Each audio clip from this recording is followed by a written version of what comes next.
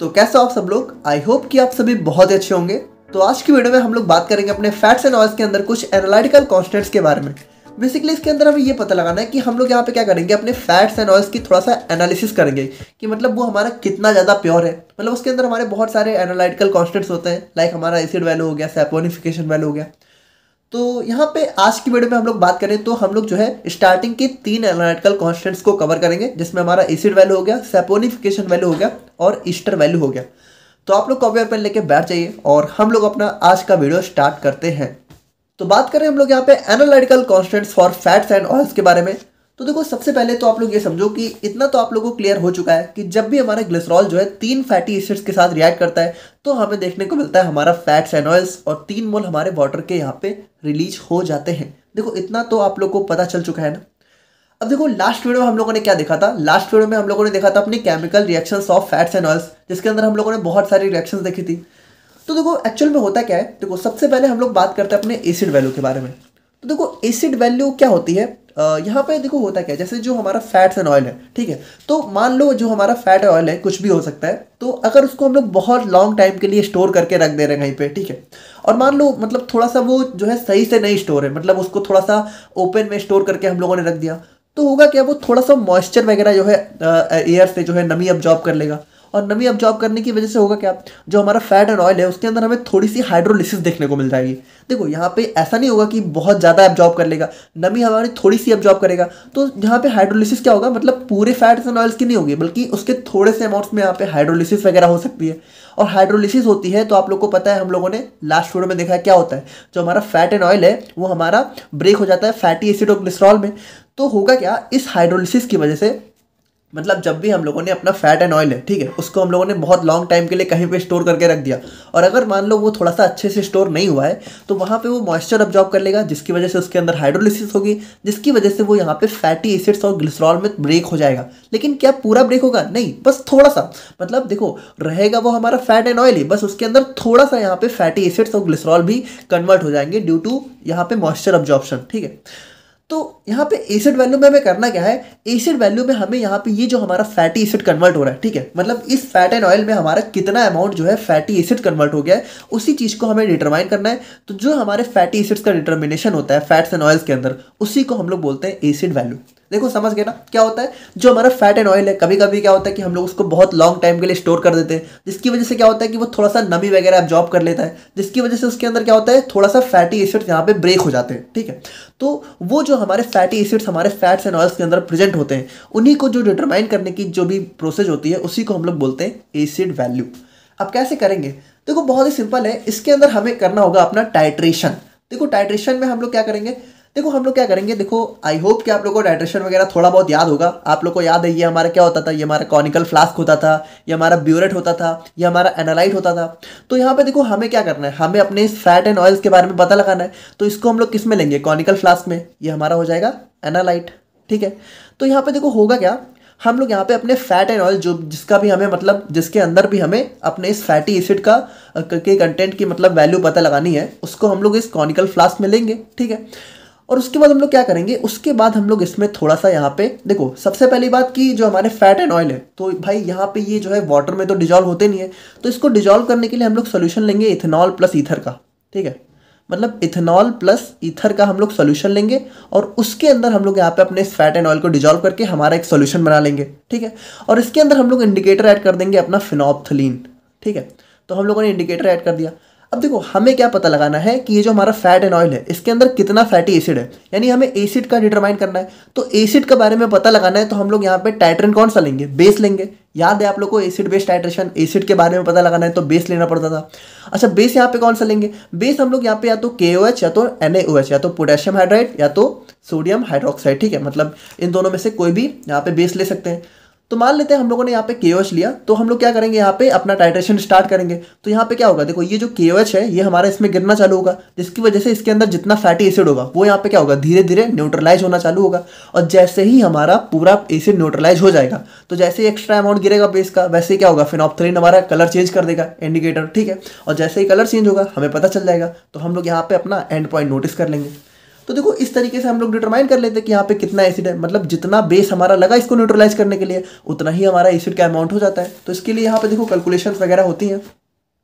देखो अब हम लोग थोड़ा सा थ्योरेटिकल पार्ट देखते हैं, जैसे कि acid value is defined as number of milligrams of KOH required to completely neutralize free fatty acids present in 1 gram of fat and oil. यानी कि हम लोगों ने जो 1 gram of fat and oil लिया, ठीक है, तो उसके अंदर कितने फ्री फैटी एसिड्स प्रेजेंट है, उनको न्यूट्रलाइज करने के लिए कितना मिलीग्राम ऑफ KOH रिक्वायर्ड होता है, यानी कितना मिलीग्राम ऑफ KOH हमारा लगा, वही हमारी होती है एसिड वैल्यू। ठीक है, normally free fatty acids are also present in fats and oils when they kept stored for longer period of time। यानी कि जब भी हम लोग यहाँ पे फैट्स एंड ऑयल्स को बहुत लंबे टाइम के लिए स्टोर कर देते हैं तो उनके अंदर थोड़ा सा फ्री फैटी एसिड्स प्रेजेंट हो जाते हैं। ठीक है, हम लोगों ने देखा कैसे होते हैं, थोड़ा सा नमी वगैरह एब्जॉर्ब कर लेते हैं।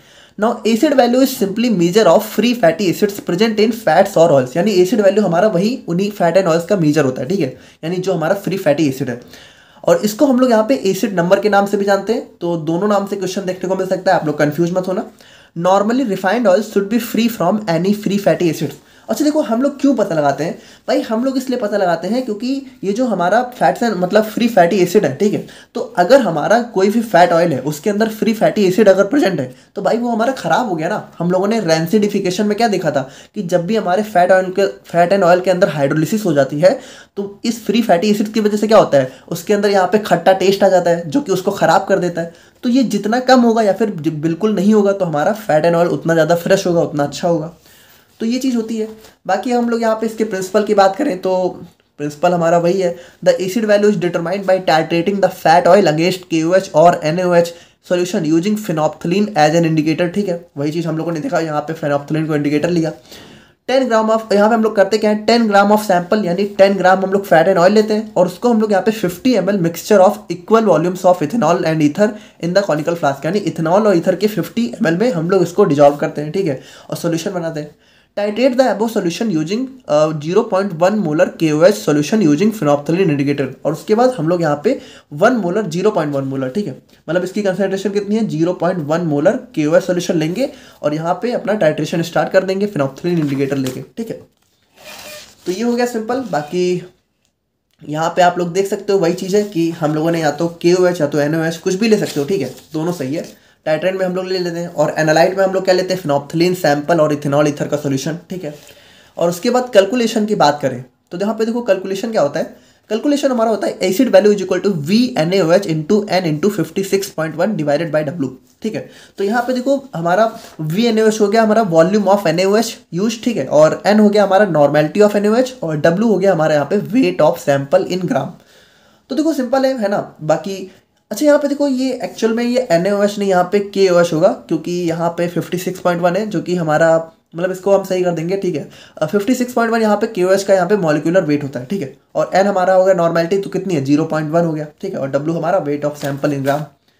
बाकी हम लोग यहाँ पे सिग्निफिकेंस की बात करें तो देखो सिग्निफिकेंस वही है ना कि acid value measures the amount of free fatty acids which have been liberated by hydrolysis due to air moisture, यानी एयर मॉइस्चर की वजह से जो हमारा यहाँ पे फ्री फैटी एसिड्स रिलीज हो गए हाइड्रोलिसिस के द्वारा। ठीक है, तो उनकी मेजर करता है। Higher acid value indicates that given sample of fat soil oil are of low quality and stored under improper condition। देखो भाई एसिड वैल्यू जितनी ज़्यादा आएगी यानी इसका मतलब हमारे फैट ऑयल के अंदर फैटी एसिड उतना ज़्यादा प्रेजेंट है, और जितना ज़्यादा हमारे फ्री फैटी एसिड्स प्रेजेंट होंगे उतना यानी कि हमारा फैट एंड ऑयल खराब हो चुका है, यानी कि वो इम्प्रॉपर कंडीशन में स्टोर्ड है। Edible and pharmaceutical oil should be free from acidity. और देखो जैसे कुछ हमारे फार्मास्यूटिकल ऑयल्स होते हैं, कुछ हमारे एडिबल ऑयल्स होते हैं, तो भाई उनको ना बिल्कुल फ्री होना चाहिए, मतलब उनके अंदर एसिडिटी बिल्कुल भी नहीं होनी चाहिए। तो इस चीज़ को हम लोग कैसे पता लगाएंगे अपने एसिड वैल्यू से। अगर एसिड वैल्यू हमारी 0 आ गई यानी कि हमारा जो भी सैंपल है उसके अंदर बिल्कुल भी फ्री फैटी एसिड नहीं है। देखो समझ गया ना, बिल्कुल सिंपल सा था। फ्री फैटी एसिड हमारा एसिड वैल्यू क्या होता है, हमारा जो फैट एंड ऑयल होता है कभी कभी उसको हम लोग बहुत लॉन्ग टाइम के लिए स्टोर कर देते हैं तो वो मॉइस्चर को अब्जॉर्ब करके हाइड्रोलिसिस हो जाता है, जिसके वजह से उसके अंदर थोड़ा सा फ्री फैटी एसिड्स यहाँ पे रिलीज हो जाते हैं। तो उन्हीं फ्री फैटी एसिड्स को जो हम लोग डिटरमाइन करते हैं उसी को हम लोग बोलते हैं एसिड वैल्यू। और करते कैसे हैं, हम लोग यहाँ पे टाइट्रेशन करते हैं उसका बेस से। ठीक है, और बाकी आप लोग समझ ही गए। तो ये था हमारे यहाँ पे एसिड वैल्यू का कॉन्सेप्ट। आई होप कि आप लोग समझ गए होंगे। अब हम लोग बात करते हैं अपने सैपोनिफिकेशन वैल्यू के बारे में। तो देखो सैपोनिफिकेशन वैल्यू का ना थोड़ा सा आप लोग ध्यान से समझना।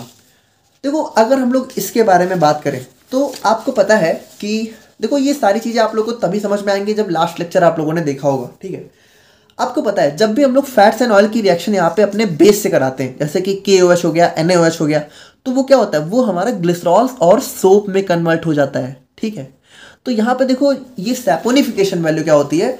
The term saponification stands for soap making. देखो सैपोनिफिकेशन का मतलब ही होता है सोप मेकिंग।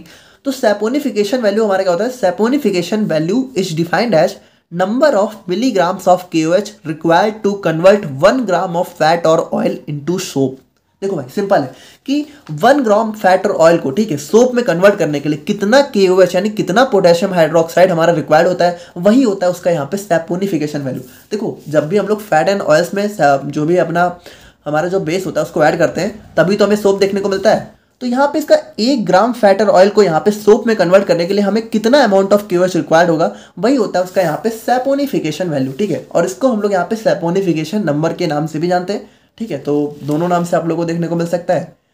एंड बात करें हम लोग यहाँ पे इसके प्रिंसिपल की, तो यहाँ पे आप लोग ध्यान से समझना, for the determination of saponification value we performed 2 titration. देखो यहाँ पे हमें 2 बार टाइट्रेशन परफॉर्म करनी पड़ती है।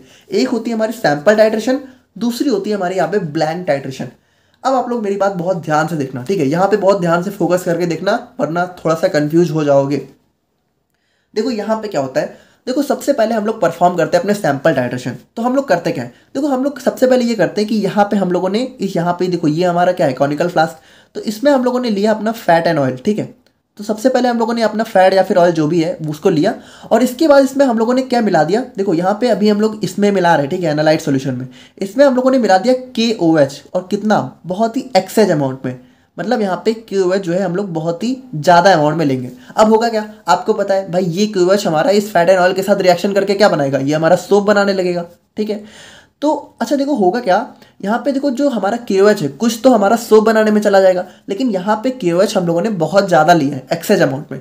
तो जिसकी वजह से होगा क्या कि सारा हमारा जब फैट एंड ऑयल सोप में कन्वर्ट हो जाएगा, उसके बाद भी इसमें थोड़ा सा KOH हमारा यहाँ पे बचा रह जाएगा। समझ गए, देखो ध्यान से सुनना। सबसे पहले हम लोगों ने फैट ऑयल लिया, उसके बाद हम लोगों ने KOH मिलाया थोड़ा सा एक्सेज अमाउंट में। तो थोड़ा सा KOH जो है यहाँ पे फैट एंड ऑयल को यहाँ पे सोप में कन्वर्ट करने में गया, लेकिन थोड़ा सा यहाँ पे बच गया क्योंकि हम लोगों ने बहुत ज़्यादा अमाउंट में लिया। तो ये जो हमारा थोड़ा सा KOH जो बचा हुआ है, यानी जो रिमेनिंग KOH है, ध्यान से सुनना, ठीक है, ये जो हमारा रिमेनिंग KOH है, हम लोग यहाँ पे सबसे पहले जो है इसका डिटर्मिनेशन करेंगे। तो अब देखो यहाँ पे हमें डिटर्मिनेशन किसका करना है, KOH का, और KOH हमारा क्या है, बेस। तो अगर बेस का डिटर्मिनेशन करना है तो हमें यहाँ पे टाइट्रेट कौन सा लेना होगा, एसिड। तो हम लोग यहाँ पे लेंगे अपना एसिड, जो भी हमारा हो जाता है HCl। तो अब हम लोग क्या करेंगे, अपने HCl की जो है टाइट्रेशन कराएंगे अपने KOH के साथ। ठीक है, तो यहाँ पे देखो होगा क्या, यहाँ पे एसिड जो है इसमें गिरना चालू होगा, और जो भी हमारा बचा हुआ KOH है वो एक टाइम के बाद क्या होगा, न्यूट्रलाइज हो जाएगा। ठीक है, और यहाँ पे हम लोग इंडिकेटर तो ऐड कर ही देंगे, जिसकी वजह से हमें पता चल जाएगा कि टाइट्रेशन कंप्लीट हो गई। तो यहाँ पे देखो इसकी वजह से हमें क्या होगा, हमें यहाँ पे कुछ वैल्यू मिलेगी, यानी कुछ हमारा जो है वैल्यू मिलेगी कि कितना एसिड हमारा इस रिमेनिंग KOH को टाइट्रेट मतलब जो है न्यूट्रलाइज करने में गया। तो यहाँ पे जो वैल्यू मिलेगी हम लोग उसको बोल सकते हैं कि हमें जो है मिल गई सैंपल में HCl। ठीक है, SHCl बोल सकते हैं। ठीक है, SHCl या फिर एक्चुअल मतलब AHCl बोल सकते हैं। AHCl का मतलब होता है यहाँ पे एक्चुअल टाइट्रेशन में हमारा कितना HCl जो है कंज्यूम हुआ। ठीक है, ये हमारा हो गया AHCl, समझ गए। अब हम लोग यहाँ पे करेंगे दूसरी टाइट्रेशन, जो कि होती है हमारे यहाँ पे ब्लैंक टाइट्रेशन। अब देखो इसमें हम लोग क्या करेंगे, इसमें हम लोग ये करेंगे कि यहाँ पे हम लोग लेंगे अपना KOH, कितना, जितना KOH हम लोगों ने यहाँ लिया था उतना सेम उतना ही अमाउंट का KOH हम लोग यहाँ भी लेंगे। बट हम लोग यहाँ पे डिफरेंस क्या लेंगे, हम लोग यहाँ पे अपने सैंपल को नहीं लेंगे, यानी जो हमारा फैट एंड ऑयल है इसको हम लोग यहाँ पे ऐड नहीं करेंगे, बल्कि हम लोग सिर्फ नॉर्मल KOH लेंगे। ठीक है, जितना KOH यहाँ पे था उतना KOH हम लोग यहाँ पे भी लेंगे, लेकिन यहाँ पे फैट एंड ऑयल को मिक्स नहीं करेंगे। और अब हम लोग यहाँ पे इसको दोबारा से अपने एसिड या फिर एसिड से यहाँ पे जो है टाइट्रेट कराना चालू करेंगे। अब होगा क्या, एक टाइम के बाद हमारा एसिड धीरे धीरे कंज्यूम होकर इस KOH को पूरा यहाँ पे न्यूट्रलाइज कर देगा। ठीक है, तो अब यहाँ से भी हमें कुछ एसिड की वैल्यू मिलेगी, तो इसको हम लोग बोल देते हैं BHCl। BHCl का मतलब यहाँ पे ब्लैंक टाइट्रेशन में कितना HCl कंज्यूम हुआ। अच्छा देखो एक चीज़ आप लोग समझ रहे हो, यहाँ पे जो हमारा HCl कंज्यूम होगा वो थोड़ा सा ज़्यादा होगा इसके कंपेयर में, क्योंकि देखो KOH हम लोगों ने यहाँ भी सेम लिया, यहाँ भी सेम लिया, लेकिन यहाँ थोड़ा KOH तो यहाँ पे इस फैट को सोप में कन्वर्ट करने में गया, और यहाँ पे थोड़ा सा ही तो बचा हुआ था, तो उस थोड़े को यहाँ पे एसिड ने न्यूट्रलाइज किया, तो यहाँ पे एसिड कम कंज्यूम होगा। जबकि यहाँ पे हमारा पूरा KOH यहाँ पे बचा हुआ है, यहाँ पे कोई सोप नहीं है, तो यहाँ पे एसिड ज़्यादा कंज्यूम होगा। तो अब आप लोग यहाँ पे ध्यान से सुनना, ठीक है। देखो अब हम लोग थोड़ा सा यहाँ पे इसको थ्योरेटिकल पार्ट में देखते हैं। तब आगे बात करेंगे, ठीक है। तो सैंपल टाइट्रेशन, सबसे पहले हम लोग क्या करते हैं, first we add an excess amount of alcoholic KOH to a known quantity of oil और soap, oil for soap formation in the conical flask. यानी यहाँ पे देखो, इस कॉनिकल फ्लास्क में हम लोग क्या करेंगे, यहाँ पे अपना सैंपल लेंगे, उसमें KOH डालेंगे ताकि हमारा सोप बने, और थोड़ा सा ज़्यादा डालेंगे जिसकी वजह से थोड़ा सा बच जाए। After saponification the remaining KOH is determined by titrating it against a standard acid, ठीक है। अब जो बचा हुआ KOH है उसको हम लोग टाइट्रेट करेंगे अपने इस HCl से, ठीक है। तो ये हमारा हो गया सैंपल टाइट्रेशन। अब दोबारा हम लोग यहाँ पे दूसरा वाला परफॉर्म करेंगे अपना जो है ब्लैंक टाइट्रेशन। तो ब्लैंक में हम लोग वही चीज़ है कि in blank titration we perform the same titration as previous one but without sample. यानी यहाँ पे भी हम लोग KOH लेंगे, यहाँ पे भी हमारा HCl होगा, बस यहाँ पे हमारा फैट एंड ऑयल नहीं होगा, ठीक है। तो हम लोगों ने ब्लैंक टाइट्रेशन परफॉर्म किया। अब हमारे यहाँ पे डिटर्मिनेशन हम लोग कैसे करेंगे, देखो ध्यान से समझना। यहाँ पे इसका डिटर्मिनेशन हम लोग करते हैं इस फॉर्मूले से, ठीक है। सैपोनिफिकेशन वैल्यू हमारी क्या आती है, 28.5 is equal to BHCl minus AHCl। ये देखो यहाँ पे BHCl क्या है, यानी ब्लैंक टाइट्रेशन में हमारा कितना HCl यूज हुआ, माइनस यहाँ पे हमारा एक्चुअल टाइट्रेशन में कितना HCl यूज हुआ। तो इन दोनों को यहाँ पे सब्ट्रैक्ट करके, ठीक है, और उसके बाद इसको यहाँ पे अपने वेट ऑफ सैंपल से डिवाइड करके, ठीक है, और 28.5 से जो कि हमारी कांस्टेंट वैल्यू होती है उससे मल्टीप्लाई करके हमारी जो वैल्यू आएगी वो हो जाती है हमारे यहाँ पे सैपोनिफिकेशन वैल्यू। देखो इसको थोड़ा सा फील करो आप लोग। देखो यहाँ पे आप लोग समझो कि जैसे हम लोग को क्या पता लगाना है कि कितना KOH हमारा इस यहाँ पे सोप को बनाने में गया, तो उसको हम लोग कैसे पता लगाएंगे भाई। हम लोगों ने सबसे पहले थोड़ा सा KOH लिया, जैसे मान लेते हैं, इसको ऐसे समझो, मान लो हम लोगों ने 50 ml KOH लिया, ठीक है, और मान लेते हैं कि हमारा जो है 30 ml जो है 30 ml हमारा जो है इस सोप को बनाने में चला गया। तो अब हमारा बचेगा कितना, बचेगा हमारे यहाँ पे 20 ml, ठीक है। तो मान लेते हैं इस 20 ml KOH को न्यूट्रलाइज करने के लिए हमारा 20 ml एसिड कंज्यूम हुआ, ठीक है, 20 ml एसिड कंज्यूम हुआ। तो अब हम लोग क्या करेंगे, हम लोग को ब्लैंक वाले में क्या करेंगे भाई, ब्लैंक वाले में भी KOH का सेम अमाउंट लेना है, यानी 50 ml ही लेंगे। देखो इसको ध्यान से समझना तभी फील आएगा, ठीक है। अब यहाँ पे भी हम लोगों ने 50 ml लिया। अब देखो यहाँ पे कोई KOH कंज्यूम तो होगा नहीं, तो यहाँ पे पूरा टाइट्रेशन होगा। तो अगर यहाँ पे 20 ml लगा था तो यहाँ पे हमारा एसिड कितना लगेगा, 50 ml, ठीक है। अब हमारा यहाँ पे फॉर्मूला क्या कह रहा है कि हमारे यहाँ पे इसमें से इसको डिवाइड कर सब्ट्रैक्ट कर देना है। तो इस 50 में से हम लोग 20 ml को जब हम लोग सब्ट्रैक्ट करेंगे तो हमें कितना मिल जाएगा, 30 ml। तो देखो यही 30 ml तो हमारा यूज हो रहा था। देखो ये चीज़ तो हम लोगों ने मान ली, लेकिन इसको हम लोग एक्चुअल में तो इस तरीके से पता लगाएंगे ना। तो इस तरीके से हमारी जो है सैपोनिफिकेशन वैल्यू निकल के आ जाती है, ठीक है। तो ये वही चीज़ है यहाँ पे, बाकी आप लोग समझ ही गए हो कि here BHCl is equal to volume of HCl consumed in black titration, ठीक है, और AHCl is equal to volume of HCl consumed in actual of sample titration, और W हमारा हो जाता है वेट ऑफ सैंपल टेकन, ठीक है। और सिग्निफिकेंस अगर हम लोग बात करें तो it indicates the length of carbon chain in fatty acids. यानी कि देखो जो हमारा फैट एंड ऑयल है तो उसमें हमारे फैटी एसिड्स के जो कार्बन चेन है वो कितनी लंबी है उसको हम लोग पता लगाते हैं। कैसे, देखो जितनी ज़्यादा हमारी सैपोनिफिकेशन वैल्यू होगी उतनी हमारी शॉर्टर एसिड चेन होगी। यानी अगर सैपोनिफिकेशन वैल्यू ज़्यादा आ रही है तो जो हमारी फैटी एसिड की चेन है, यानी कि वो जो कार्बन की लेंथ है वो हमारी छोटी होगी। और यहाँ पे मॉलिक्यूलर वेट का भी आइडिया लगता है, एवरेज मॉलिक्यूलर वेट का, मतलब अगर जितना ज़्यादा सैपोनिफिकेशन वैल्यू है उतना हमारा लो मॉलिक्यूलर वेट होगा, ठीक है। तो इस तरीके से हम लोग यहाँ पे ये दो चीज़ों यहाँ पे सिग्निफिकेंस होता है हमारा। तो ये हो गया हमारे यहाँ पे सैपोनिफिकेशन वैल्यू। एंड अब हम लोग बात करते हैं अपने आज की वीडियो के लास्ट टॉपिक के बारे में, जो कि हमारा हो जाता है ईस्टर वैल्यू। देखो ईस्टर वैल्यू यहाँ पे क्या होता है, देखो आपको पता है कि भाई जो हमारा फैट्स एंड ऑयल्स होते हैं, ठीक है, तो फैट्स एंड ऑयल्स के अंदर हमें कौन सा ग्रुप देखने को मिलता है, हमारा ईस्टर ग्रुप होता है, C+O, ठीक है, और दोनों तरफ हमारी कार्बन की चेन। तो ये होता है हमारे यहाँ पे ईस्टर ग्रुप। तो यहाँ पे देखो ईस्टर वैल्यू में हमें ये क्या पता लगाना है, जैसे यहाँ पे देखो हम लोगों ने स्टार्टिंग में क्या दिखा कि जो हमारे फैट्स एंड ऑयल्स है, ठीक है, तो उसको अगर हम लोग थोड़े टाइम के लिए स्टोर करके रखते हैं तो उसके अंदर थोड़ा सा फैटी एसिड्स वगैरह डेवलप हो जाते हैं। तो देखो एक्चुअल में क्या है कि जैसे फैट एंड ऑयल है, ठीक है, तो अगर हमें ये पता लगाना है कि हमारा जो फैट और ऑयल है उसके अंदर हमारा ईस्टर ग्रुप कितना है, यानी प्योर ईस्टर कितना है, तो उसको पता लगाने के लिए हमें क्या करना होगा, जितना हमारा फैटी एसिड है उसको यहाँ पे इससे सब्ट्रैक्ट करना होगा। यानी फैटी एसिड्स को अगर हम लोग यहाँ पे अपने इस फैट एंड ऑयल से सब्ट्रैक्ट कर दें, ठीक है, सॉरी, इस फैट एंड ऑयल से हमारा फैटी एसिड को सब्ट्रैक्ट कर दें तो हमें जो है ईस्टर वैल्यू पता लग जाएगी। तो देखो ईस्टर हमारा इसी, देखो उसको थोड़ा सा फील लेके समझना। जैसे जब हमारा यहाँ पे ये फैट एंड ऑयल यहाँ पे कन्वर्ट होता है, सॉरी जब हमारा फैटी एसिड और ग्लिसरॉल फैट एंड ऑयल्स में कन्वर्ट होते हैं तो हमारा ईस्टर ग्रुप होता है। लेकिन ये फैट एंड ऑयल अगर हमारा थोड़ी देर के लिए रखा जाए तो इसके अंदर थोड़े से एसिड डेवलप हो जाते हैं। तो थोड़ा सा जब एसिड डेवलप होगा तो ईस्टर की वैल्यू थोड़ी सी कम होगी ना, ये हमारा ग्रुप थोड़ा कम हो जाएगा। तो ये ग्रुप हमारा कितना प्रेजेंट है, यानी कितना ईस्टर हमारा प्योर ईस्टर कितने हैं फैट एंड ऑयल्स में, तो वो चीज़ पता लगाने के लिए हम लोग यहाँ पे ईस्टर वैल्यू जो है यूज करते हैं। तो यहाँ पे देखो होता क्या है, it is defined as number of milligrams of KOH required to saponify the esters in 1 gram of fat और ऑयल। देखो यहाँ पे इस चीज़ को ना थोड़ा सा ध्यान से देखना आप लोग। देखो अभी हम लोगों ने क्या देखा, अभी हम लोगों ने देखा हमारी सैपोनिफिकेशन वैल्यू, ठीक है। तो सैपोनिफिकेशन वैल्यू में हम लोगों ने क्या देखा कि हमारा जो है कितना KOH रिक्वायर्ड है, कितना KOH रिक्वायर्ड है हमारे फैट एंड ऑयल को यहाँ पे, फैट एंड ऑयल को हमारे यहाँ पे सोप में कन्वर्ट करने में।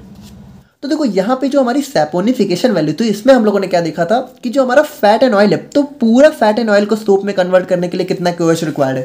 लेकिन देखो होगा क्या भाई, ये जो हमारा फैट एंड ऑयल है इसके अंदर थोड़े से हमारे फैटी एसिड भी प्रेजेंट होंगे।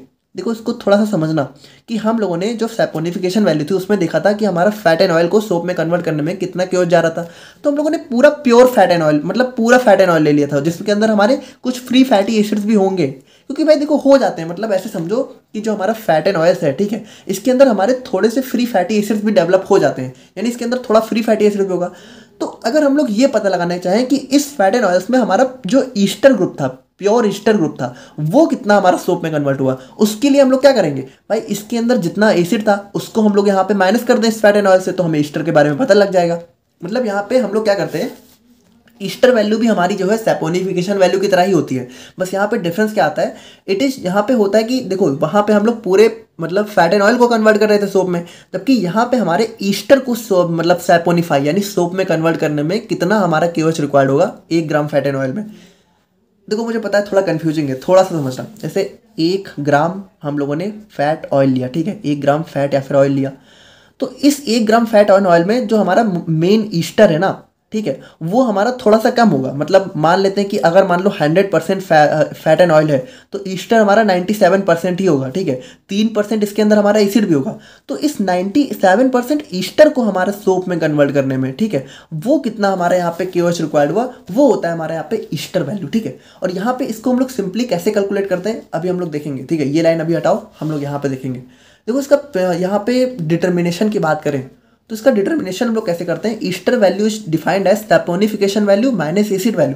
देखो भाई बहुत ही सिंपल है कि अगर हमें ईस्टर के बारे में पता लगाना है तो सबसे पहले हम लोग जो है हमारी सैपोनिफिकेशन वैल्यू यानी हमारे फैट एंड ऑयल को सोप में कन्वर्ट करने में कितना गया, और उसके बाद हमारा जो फ्री फैटी एसिड्स है उसमें वो कितना है। तो फ्री फैटी एसिड को हम लोग कैसे पता लगाते थे, एसिड वैल्यू से, ठीक है। और सैपोनिफिकेशन की वैल्यू हम लोग सोप में कितना कन्वर्ट हुआ उसकी वैल्यू पता लगाते हैं सैपोनिफिकेशन वैल्यू से।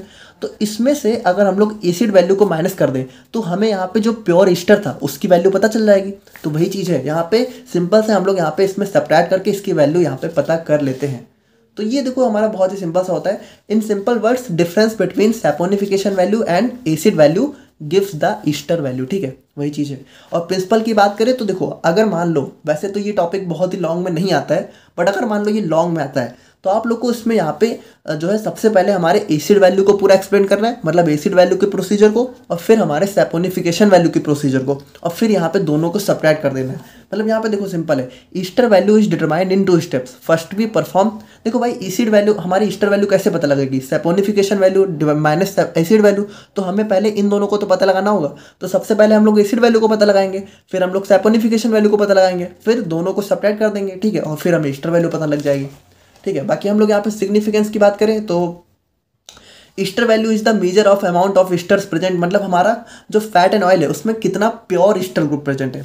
देखो ये चीज़ ये होती है ना कि जैसे इसको ऐसे समझो कि हमारा फैट एंड ऑयल कहने को तो हमारा ईस्टर होता है, ठीक है, कहने को तो इसके अंदर C डबल बॉन्ड वो होते हैं, लेकिन ये हमारे पूरी तरीके से नहीं होते। मतलब थोड़ा सा यहाँ पे इसके अंदर हमारा एसिड्स भी प्रेजेंट हो जाते हैं, थोड़े से हमारे फ्री फैटी एसिड्स भी प्रेजेंट हो जाते हैं, जिसकी वजह से हमारा ईस्टर ग्रुप थोड़ा सा कम हो जाता है। तो ये कितना प्योर कितना ईस्टर है उस चीज़ को हम लोग पता लगाते हैं अपनी ईस्टर वैल्यू से। In the analysis of fats and oils, Easter value is significant, particularly in industries like food and cosmetics, where sensory characteristics of products और क्रूशियल, ठीक है। तो हमारी कुछ फूड और कॉस्मेटिक इंडस्ट्रीज होती हैं, वहाँ पे ये वैल्यू बहुत इंपॉर्टेंट हो जाती है। क्योंकि देखो हाई स्टर वैल्यू से क्या होता है, high ester value indicates a higher concentration of flavour और फ्रेग्रेंस। तो जितनी हाई स्टर वैल्यू होगी उतना ज़्यादा हाई फ्लेवर या फिर हाई फ्रेग्रेंस हमें देखने को मिलेगी।